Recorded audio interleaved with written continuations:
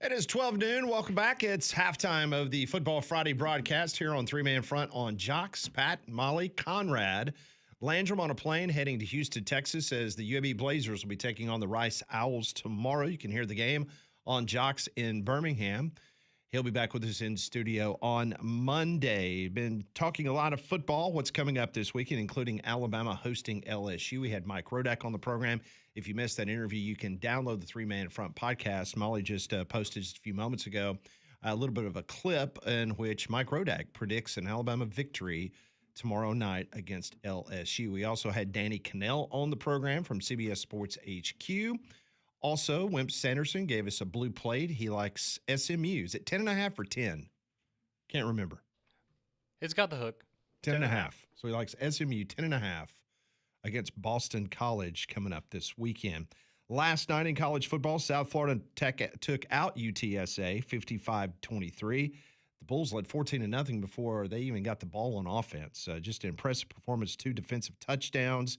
348 total yards by quarterback Byron Brown. You remember him, right, Conrad? Unfortunately. Yeah. He's good. Yeah, he's really good. Good player. He had a good night last night. The Bulls now 7-2, 4-1 in the American.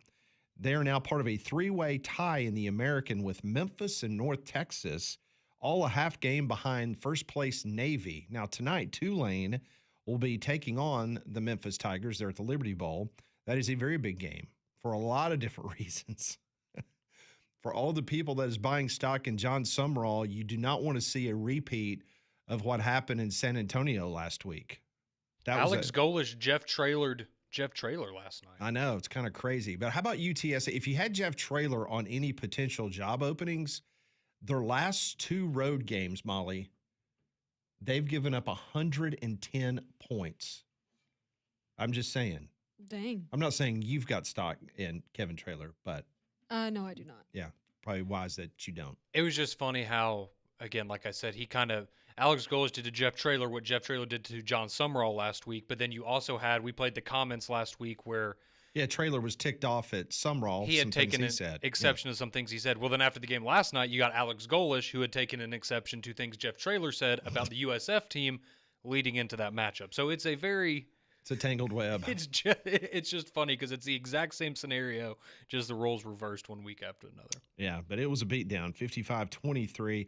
Other game last night, actually a really good game, 25-23 as Georgia Southern took care of business against App State. Tonight, you've got a trio of games. It starts at 7 o'clock on FS1, Houston against Central Florida. I think Molly's got to play here on Scott Frost. I'm just saying. You like Frost as a home underdog, 1.5? No, I do not. You've never bet for Scott Frost after he left Nebraska. Well, it was easy at Nebraska because you knew it was going to be a 1-score game. That's true. Can you say something nice about Scott Frost? Just give us one positive thing about Scott Frost. He won us a national championship. There you go. There's the one. As a player, not. How about as a coach? Not as a coach. Like nothing. We were the best 3-9 team of all time. That's very nice. Thank you. I think he appreciates that. So Houston and UCF tonight, that's at 7. Then at 8 o'clock on Fox, you've got Big Ten football. Northwestern takes on number 19 USC. The Trojans are a 14.5-point favorite. Northwestern 5-3, 3-2 in the Big Ten. USC 6-2 overall, 4-1 in the Big Ten. And then the one I mentioned in Memphis, John Sumrall, a lot of eyeballs probably in the state of Louisiana, not because it's Tulane from Louisiana, but maybe LSU fans paying a little bit closer attention to what's going on. And I think a lot of people in Lee County, Alabama, will be watching that game. That'd be a big one if you can get that one over Memphis. Memphis 8-1 on the season, 4-1 in the American. Tulane 6-2, 3-1 in the American. And the point spread currently is Memphis is a 3.5-point favorite. Speaking of Vegas odds, if you had the Denver Broncos last night -9, you're a loser. And I can raise my hand and say I'm one of those losers because I thought the Broncos were going to take care of business last night. They won, which was their 7th in a row, longest winning streak in 10 years. They've got the best record in the NFL, 8-2. Horrible game to watch, though. Just downright terrible. Molly was telling the story that her power went out last night, and I kind of wish my power had gone out. Well, my power went out, then it came back on, but my internet was still out, so I couldn't watch it anyway.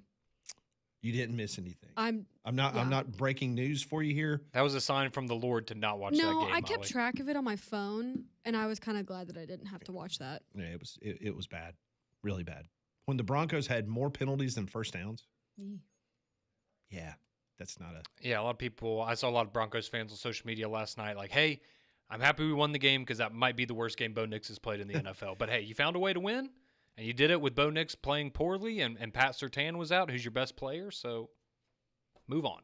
So after the game, I wish I would grab the audio because it'd been better if I had it. But I'll paraphrase. Someone in the Denver media, because if you're watching the game, they're openly booing the Broncos. Oh yeah, mm-hmm. The home crowd is booing the Broncos. Punter had a horrible night. He kept shanking balls off his foot. It would be one thing if it was like one, but it was like every punt. Yeah, it was terrible, awful. And doesn't help when you're punting every drive either. Exactly.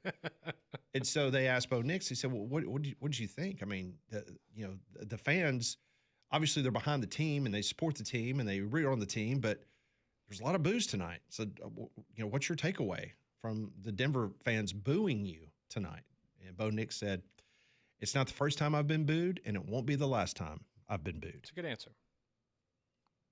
I guess the Denver media forgot that he played at Auburn. Yeah, maybe they did forget that. It's also just, because the Broncos haven't been great recently, and so it's the fact that they have the best record in the NFL and they're still booing that. And I get it, right? It was a really rough night for the offense, but it's just funny how quickly fan bases go from, we're just happy to be in contention to Super Bowl or bust, and we're going to boo you for even when you're winning a game. It's crazy. But they have the best record in the NFL, 8-2. 7 wins in a row. Speaking of Bo Nix and Auburn, and a very interesting article came out this morning.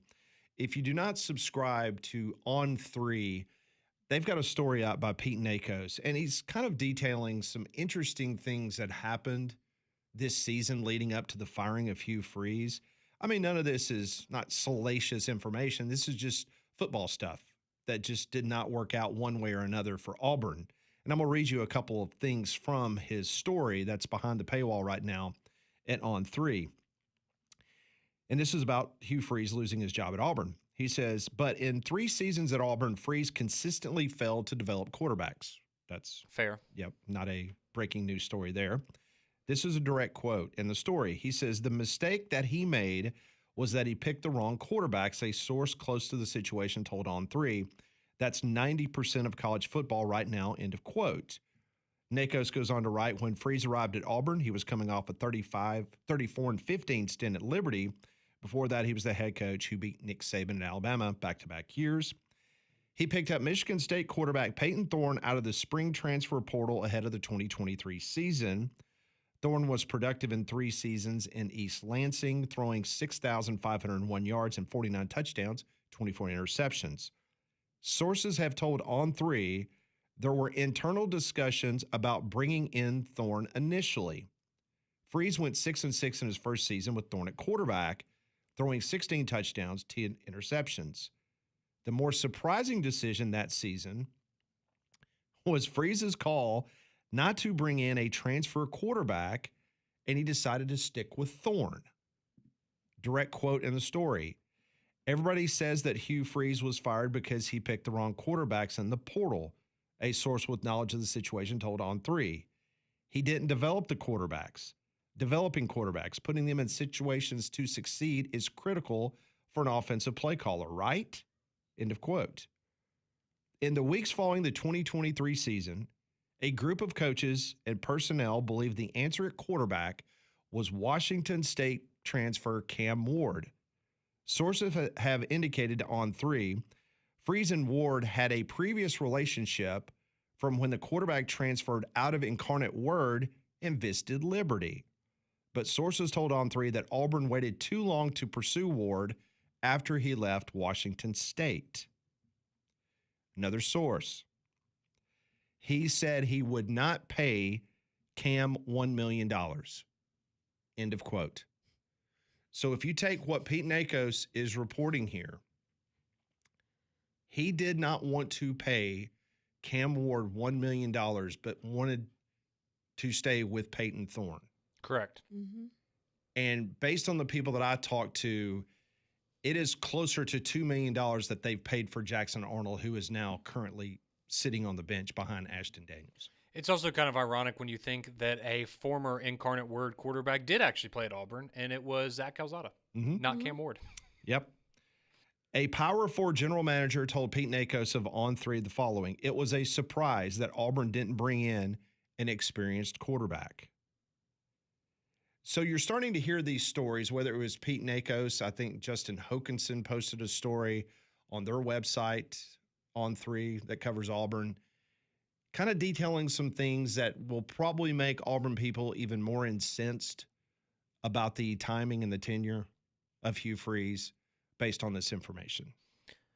Yeah, I mean, the Cam Ward thing is going to stick out to a lot of people, right? I mean, obviously he was, I would say, the best quarterback in college football last year, the number 1 overall pick in the NFL draft. And I mean, I said it last hour, if you could, the fact that if it is true that you could have gotten Cam Ward for only $1 million and you passed on that opportunity, that's a giant red flag right there, right? Because what is your job as a offensive-minded head coach, right? You need to be able to identify talent that you can bring in and either develop, or talent that already is developed and can fit your system very well. I would be very curious to know what he saw in his evaluation of a guy like Peyton Thorne that made him say, yep, that's the guy I can roll with. But Cam Ward, I don't know if all the tools are there. I mean, he had Malik Willis at Liberty. And, I mean, if we're talking about him, I mean, he beat Alabama with Bo Wallace at Ole Miss. Bo Wallace was terrible. That was the good Bo that night. The one good time that he ever had at Ole Miss. But, you know, like he's done more with less before. It's just it's so shocking that it failed so miserably at Auburn. Well, the story goes on to talk about one source told them, quoting, Peyton was not a bad quarterback, talking about Peyton Thorne. And it was not all on Hugh. Kent Austin and Jess Stone, they're the quarterback coaches. Another source close to Thorne said the lack of off-season work heading into the 2024 season was crazy. It's not a talent issue, the source said. Auburn does not have a talent issue. They've got plenty of talent. They don't know how to develop quarterbacks. They don't know how to put them in positions to succeed, and then they blame them. Talking about blaming the quarterbacks. End of quote.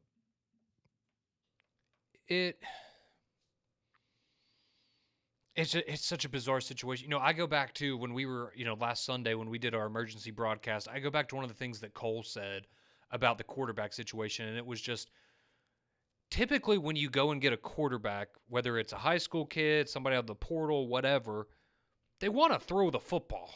Sling it. You have to tell them to be more careful with the football because they're gunslingers, and a lot of them have egos and the confidence that they can make every throw on the field, and they can't. So it's like, how did Hugh Freeze find the 2 quarterbacks in America that are terrified of letting it rip? Like, that's the part that doesn't make any sense, and it just kind of makes you wonder, you know, mentally, it has to be a mental thing, but is it something that they carried with them to Auburn, or is it something that while they were in the offseason at Auburn, for whatever reason, there's that mental block for them? Yeah, and we all remember this. You had John Batir, he was in the transfer portal. Cal's Fernando Mendoza, who beat Auburn. He was in the portal, who is now a Heisman Trophy potential. Maybe the number candidate, 1 overall pick next year. Right, who's at Indiana. Tulane's Darian Mensah, who tore up Clemson over the weekend. He's having a really good year. Yeah, he's been great. Not Duke, but he has been. Sources told On3 that Freeze quickly identified Oklahoma transfer Jackson Arnold as a former 5-star recruit who had struggled with the Sooners as the top portal target. The Tigers also brought in Stanford quarterback Ashton Daniels as a backup option. And now we know why they brought Ashton Daniels in, because he's your starting quarterback this week against Vanderbilt.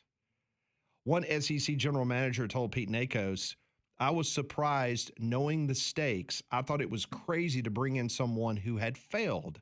It's one thing to take a shot, but given the stakes, it was a huge risk, 0 return on investment. It was bizarre. End of quote. And I mean, I think that's kind of where we all went, right? Is you get, let's be honest, with a guy like Jackson Arnold, you probably fall in love with. He was a 5-star kid coming out of high school. He was one of the top recruits in the entire country. You looked at the situation in Oklahoma last year as really bad injury-wise. He had nothing going for him on that offense. I can see where you would convince yourself that you could fix him, but again, I guess I look at it like, you know, when you're dating somebody and you have that feeling pretty early on. Yeah, like, oh, well, I can fix them. Can you though? Exactly. And they have to want to be fixed at the same time, right? They have to want to change. It can't just be you wanting it for them. So that's what it makes me think of. I think you said it perfectly, Pat, right? You're trying to fit a square peg in a round hole, and just it was never going to work. No, never was going to work. And the article wraps up. It's a great read if you have an opportunity. Pete Nakos on 3. It's behind the paywall. And I've read most of it to you, so you don't have to go and buy it. But anyway, you had people around the program saying that they saw it in the spring. They saw it in spring camp, the competition with the quarterbacks. Give some context to the that viral video of Hugh Freeze at practice throwing his visor down at the quarterbacks. Upset. Maybe gives you a little more context to that. So it's like we've been doing this for months, and you're still making the same mistakes. And don't forget that Deuce Knight came in late to camp because of school and everything. So I mean, it was not legitimate that he was going to be able to really compete for anything. So no, and if it gives you any, I guess if there's any part of that article that gives you optimism, there were still at the end, very positive things about Deuce Knight and his future in the program. If they can retain him, that they do still believe the people that are around the program that he is the future of the quarterback position. They have a lot of faith in him. Another source told On 3 he whiffed at the quarterback situation, and I think that if he had the right quarterback with that talent, not only is he still there, but he's there with a 6-2 record. Maybe not if the offensive. I think they'd be better, but if the offensive line's still as bad as it is, it's going to be hard for anybody to make that work. Yeah. So even if the ghost of Cameron Newton returned, that'd still be tough for him.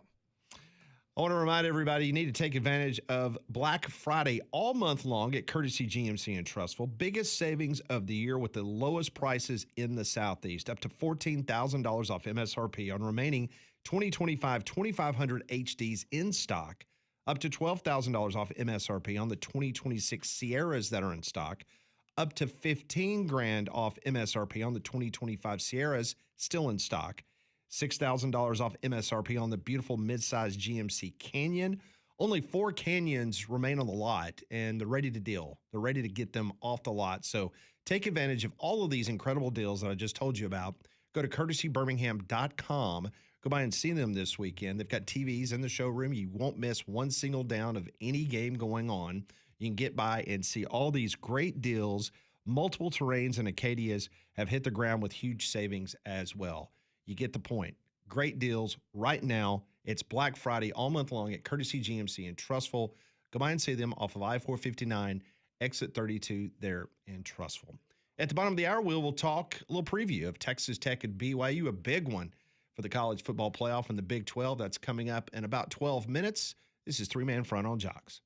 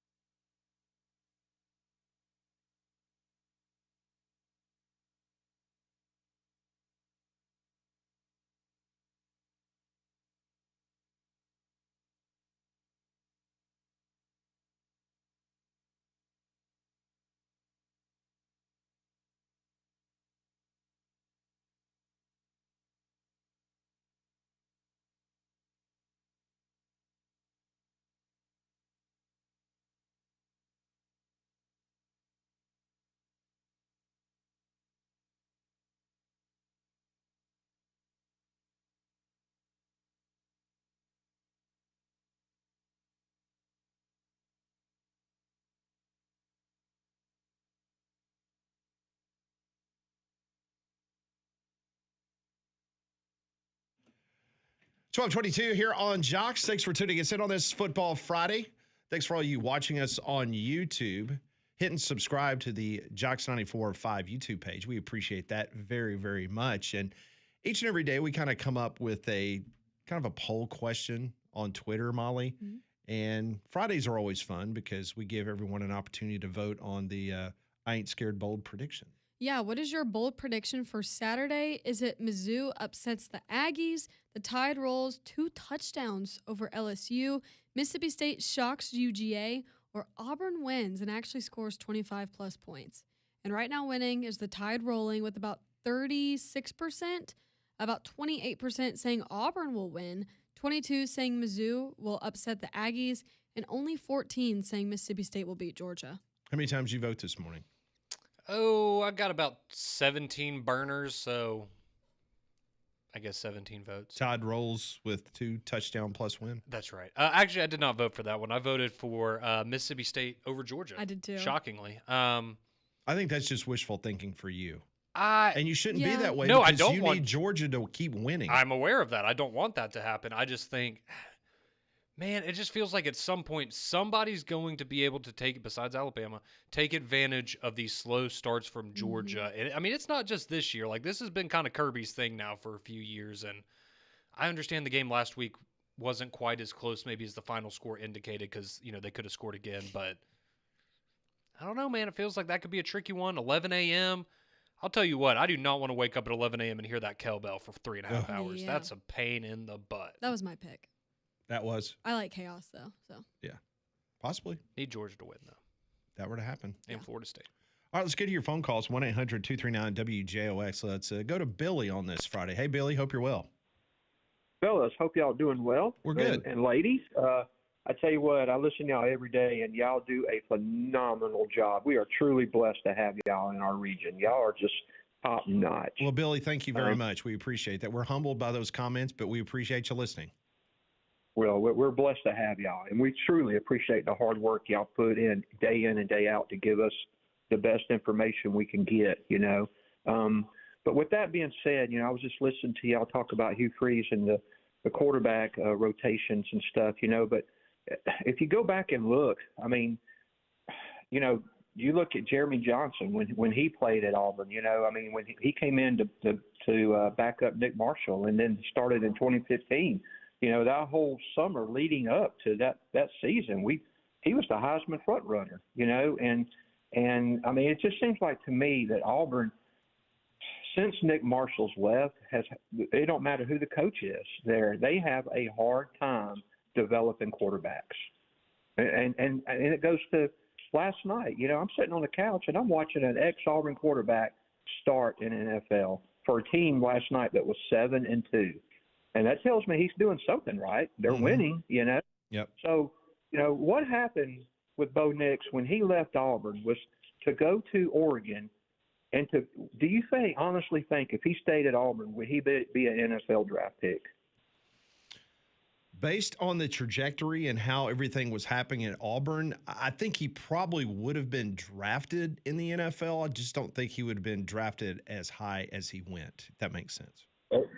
Well, and that does. See that, but there's something going on there, and I don't know if but since Nick Marshall left Auburn and everything went south for Gus Malzahn, and then the carousel kicked in with these coaches, and you know, and it just seems year in and year out, we're being told, hey, this guy right here, he's going to save Auburn. He's going to do this. He's going to do that.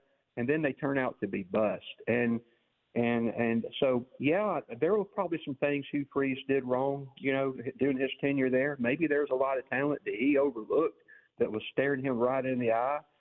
He definitely had some great quarterbacks he probably could have picked out of the portal that would have definitely turned their season around. But, I mean, for some reason, the talent evaluation is just not there. And Auburn has got this reputation now as a school that will destroy the quarterbacks. I mean, if you're a good quarterback coming out of high school or in the portal, go to Auburn, you're going to get destroyed. Yeah, I mean, let's look at the last 10 years, shall we? 2015, yeah. You mentioned it. You had Jeremy Johnson. Then right after that, you had Sean White, who was supposed to be all-world. Then you had Jarrett Stidham. Now, Jarrett Stidham went 18-9 as Auburn's starter. I mean, that's a good record. Not great, Yeah. but I mean, it's not horrible.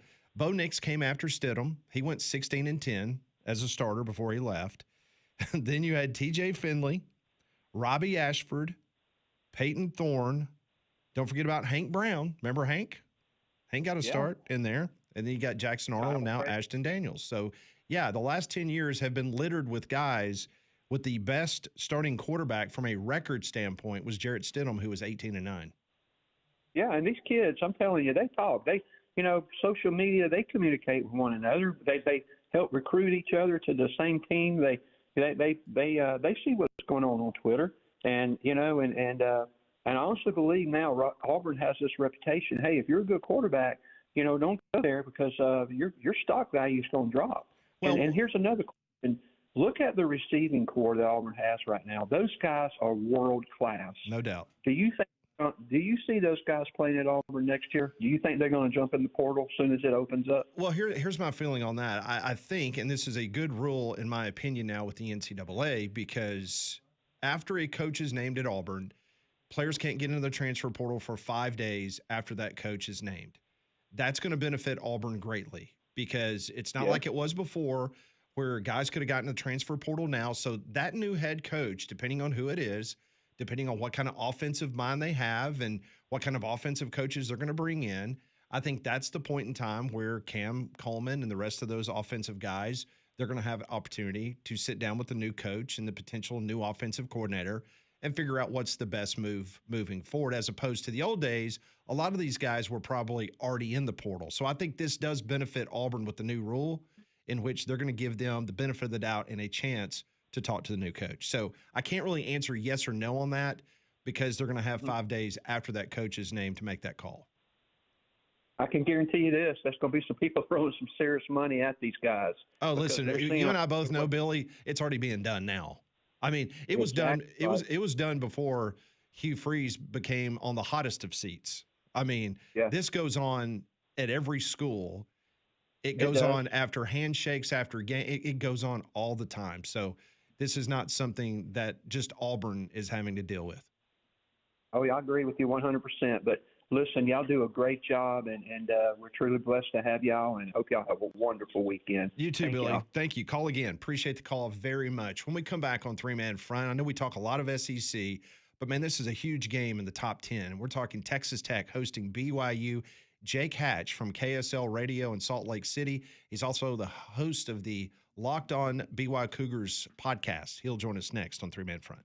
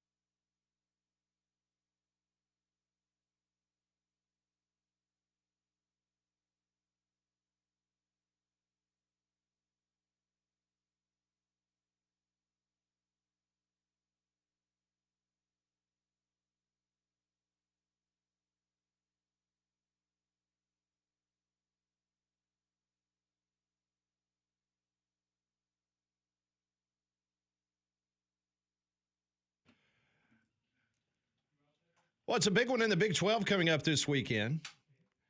All eyes will be in Lubbock, Texas, as Texas Tech will take on the BYU Cougars.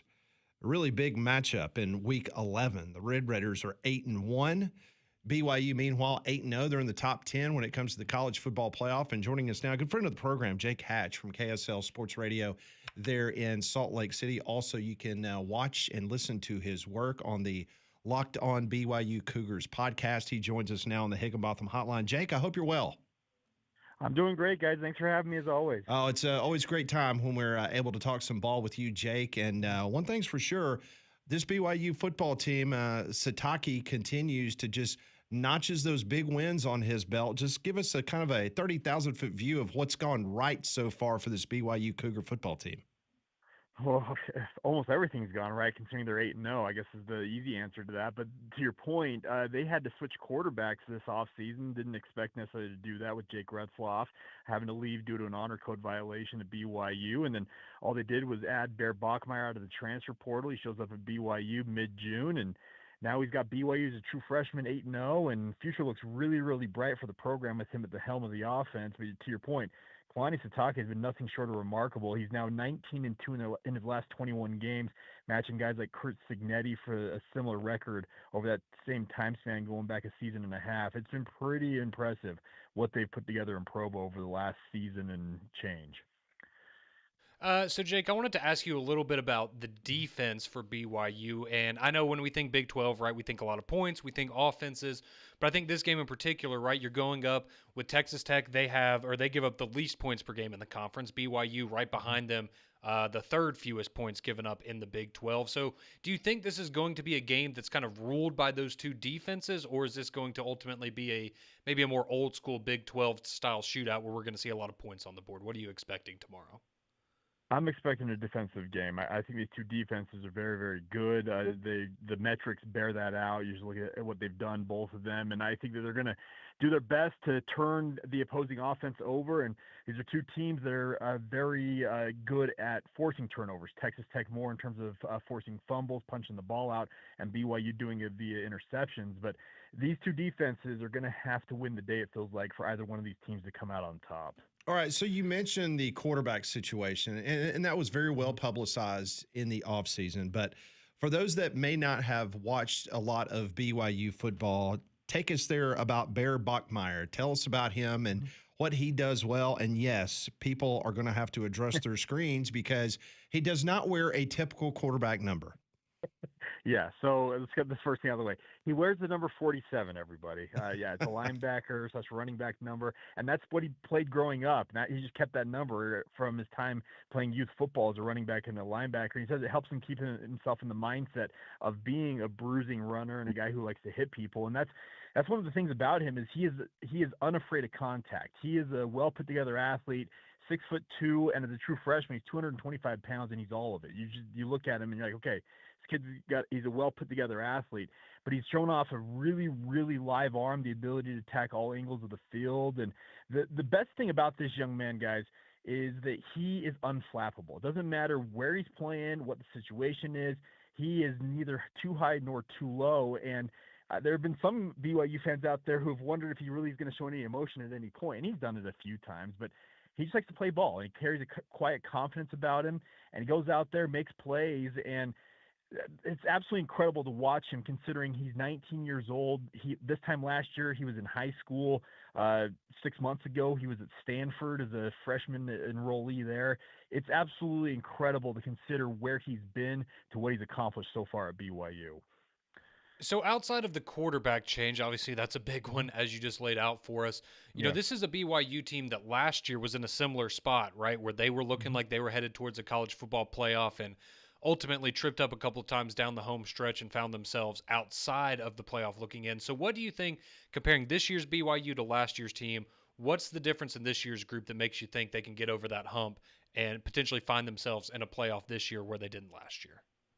Well, outside of Bachmeyer, the vast majority of their contributors this year were on last year's team, and they realized how thin that margin was in terms of slipping up and missing out on that opportunity. They started 9-0 last year, much like they're 8-0 this year, and you mentioned they've had those back-to-back losses to Kansas and Arizona State. And I can tell you, going all the way back to the start of training camp in July, there's been a phrase that coaches and players alike have used. They use the term going from good to great, and they knew they were pretty good last year. They went 11-2. You can't argue with the fact that they were pretty accomplished a season ago, but they missed out on that Big 12 title game. So in their minds, they know what it's going to take to go to great, and which that means is playing in the Big 12 title game, having a chance to win that, and ultimately maybe make the college football playoff. And I think that the fact that they went through that last year where they were riding high, and a couple of the guys this week, guys like Tanner Wall, said that, yeah, we kind of felt like we had arrived when we got to 9-0 last year, and then we let things slip.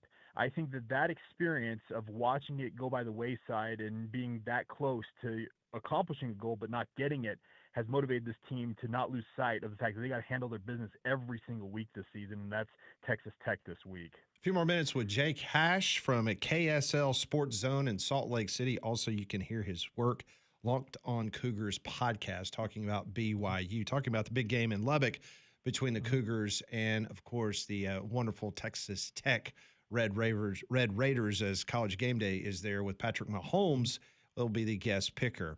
All right, so let's talk about the Big 12. Jake, you've got two teams in the top 10 based on the college football playoff rankings that came out on Tuesday night. Kind of summarize or kind of tell us the lay of the land in which the Big 12 is thinking right now in regards to the best opportunities and how many teams ultimately can this league get into the college football playoff. Well, as things stand, they have the three teams ranked. So they have Utah at 13, Texas Tech at 8, and then BYU at 7. And the good news is all three of them are ranked higher than any other ACC team. That would be Virginia at 14. So the nice part is two of them, speaking of BYU and Tech, are currently in a playoff position. Utah's not that far off. And if all three of these programs, now BYU and Tech will obviously go head-to-head here tomorrow, but if all three of these programs just continue to do what they've done, that means winning down the stretch, there's a decent chance that if the ACC continues to falter or if they fall apart down the stretch, they will have an argument for a bare minimum of at least two teams in the playoff field. And that's what the Big 12 wants. They want multiple teams in the playoff field. So I'm interested to see how this goes, because if Tech beats BYU tomorrow and then they get a rematch in the Big 12 title game that BYU wins, I think it's very likely that both of them will be in the playoff field. But then Utah's standing over there at 13 thinking, okay, a couple of teams in front of us falter, we can find ourselves at 10, 11, 12 and be in the playoff thick of the playoff race as well. So the whole goal is to get multiple teams in. I think 2 at minimum is absolutely attainable, and 3 would be absolutely incredible. All right, Jake, before we let you get out of here, if you want to throw a score prediction in there, we would definitely not complain. But just your overall thoughts, this matchup tomorrow morning, how do you see it going? Do you think BYU walks out of there undefeated, or does Texas Tech get another Big 12 win? So I've been going back and forth on this all week, guys, and I've got the whole thought of my brain says pick Tech because they're at home. The spread, if you look at those odds makers out there, they've got it as many as 11.5 points in favor of the Red Raiders. So the odds makers think they know something.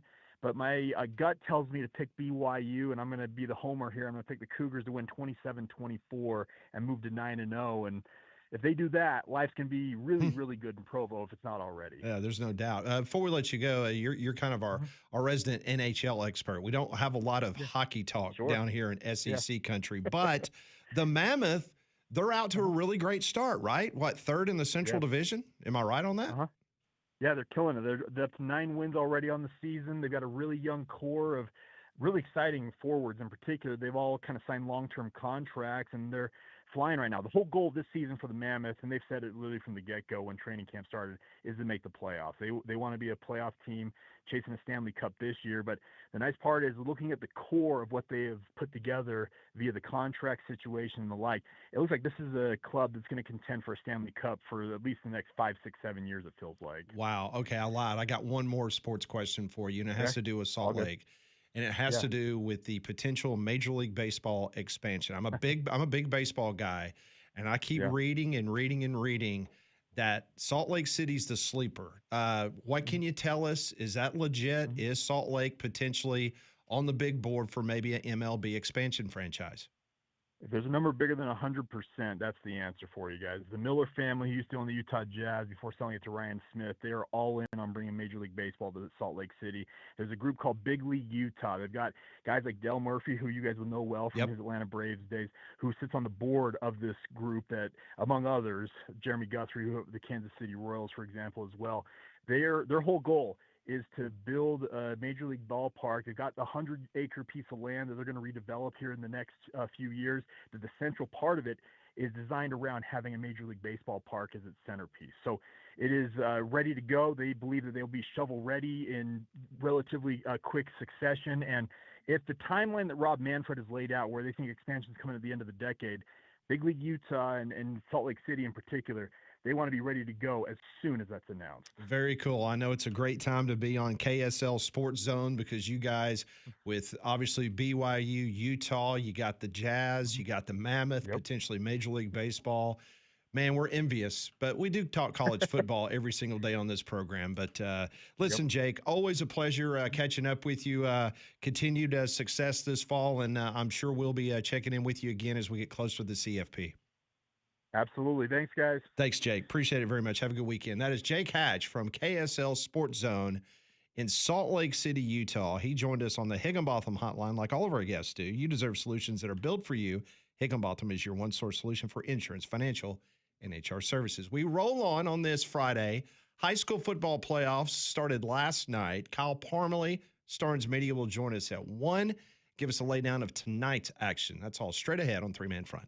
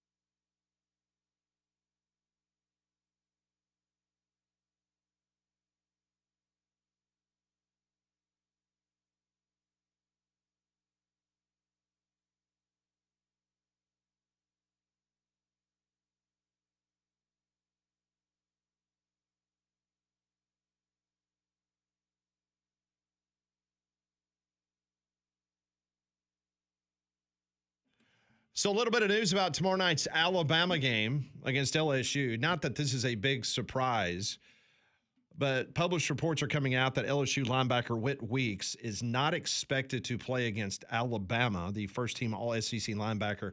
He has missed the last 2 games and has been viewed as doubtful this week. Matter of fact, if you look at the availability report last night, Conrad, in regards to who's available for LSU, he was listed as doubtful. So now the story is coming out that it appears he will not be available, and that means that he and his brother Zach will not be playing in this game. Yeah, and you go back over the last couple of weeks. Look, I understand it's more than just one guy, but he is their best defensive player. Yes. And without him the last 2 weeks, they have given up 80 total points defensively. So that certainly works in your favor if you're Alabama. But, yeah, that's a rough loss for LSU.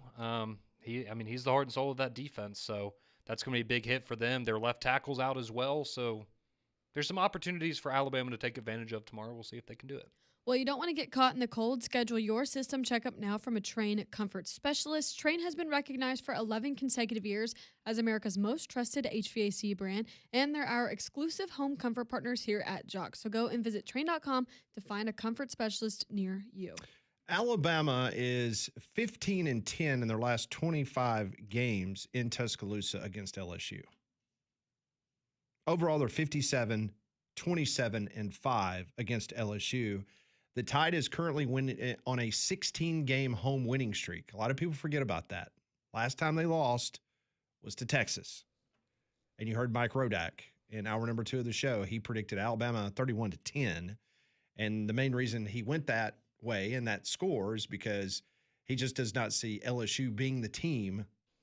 The last team to beat them inside Bryant-Denny Stadium was a Texas team, a very, very good Texas team. Yeah, that was a not super fun game that I was at where my mom got mad at me. Was the last time they lost at home. That's when you used profanity, right? Correct, in front of my mother. I'm sorry, Mom. So my question for you, because I brought this up on Morning Jocks, and I think I was talking with Rodney. You mean the Damian Mitchell show? Yeah, sorry, the Damian Mitchell show. Okay, don't give me all these different names of the show. Sorry. But my point that I was making, just an observation, right, is the last 2 years, Alabama's absolutely dominated LSU. Why did they do that? Because they had Jalen Milroe, right? And he was able to run all over that defense. Had a field day. How much, I guess, emphasis do you think going into this game, do you view it differently in the sense that Alabama's going to have a completely different offensive style going up against LSU, in the sense you don't have a Jalen Milroe that can just run all over their defense?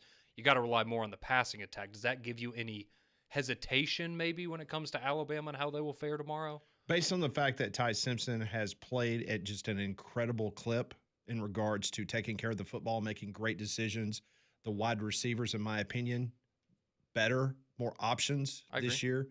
So honestly, no, it does not give me pause. I just know I've seen some people, well, Alabama's got a better quarterback this year, so, LSU won't be a problem. And maybe they won't be, I guess. I just look at it, this may be the one game where you look back and go, yeah, this was the one game where Jalen Milroe was probably the best quarterback in the country the last 2 years. But Ty Simpson, obviously, overall, much better passer. Here's another fun stat for you. I love geeking out on stats. Oh, yeah. I love it. Love it, love it, love it. Kalen DeBoer, in his career, coming off a bye week, 18 times it's happened. What do you think his record is? 15-3. 16-2. Molly got it. 16-2. That is his record after a bye week. That's including bye weeks prior to the postseason play. Since the beginning of the 2021 season, he is 7-0 coming off a bye week.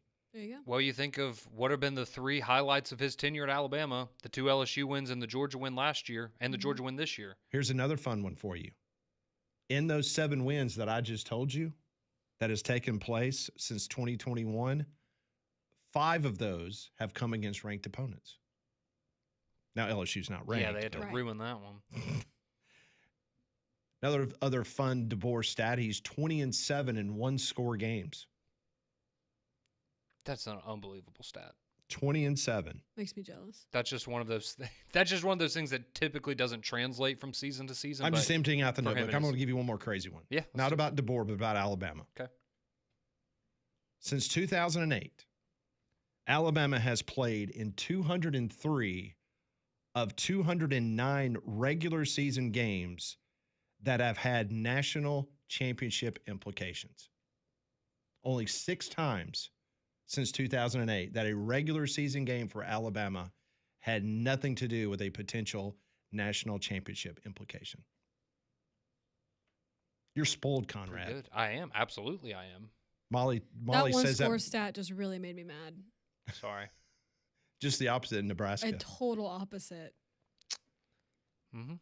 That's a good stat. Very good stat. It'll be an interesting game tomorrow. So now the question is, can Nussmeier finally show up? Can he provide the spark that people in the Bayou have been waiting for 2 years? Alabama's pass defense only giving up about 163 yards per game. That's the second best number in the SEC. It's the 12th best mark in all of college football. Yeah, that's part of what makes this matchup so interesting is the things that Alabama's good at, LSU is not good at, and vice versa, right? LSU is really bad at running the football. Well, that's kind of the one weakness of the Alabama defense. Alabama's really good at defending the pass. Well, LSU's not great throwing the football, but they're better throwing the football than they are running the football, right? So everything, again, on paper, leans Alabama. Yeah. And but on top the games of that, aren't played on paper. Bama has done an incredible job. You remember back in fall camp when Alabama literally turned the ball over 3 times? Entire fall camp, yeah. The entire fall camp. They're only, what? I'm trying to count here. You got, 2 interceptions and a couple fumbles? They're only one of 4 Division I teams that have 5 or fewer takeaways or turnovers. Only Remarkable. 4. And Alabama's one of them. So they take care of the football. So you just don't do something stupid tomorrow night and just play your game, then it should be a W. And the defense has been fantastic at creating turnovers when they absolutely need to get them as well. So that helps you out as well. But yeah, again, should be an easy one for Alabama, but we know how that normally goes. No, just think back to 2021 game against LSU. Yep. All right, Kyle Parmalee, Starnes Media, joins us next. We'll preview some high school football tonight on Jocks.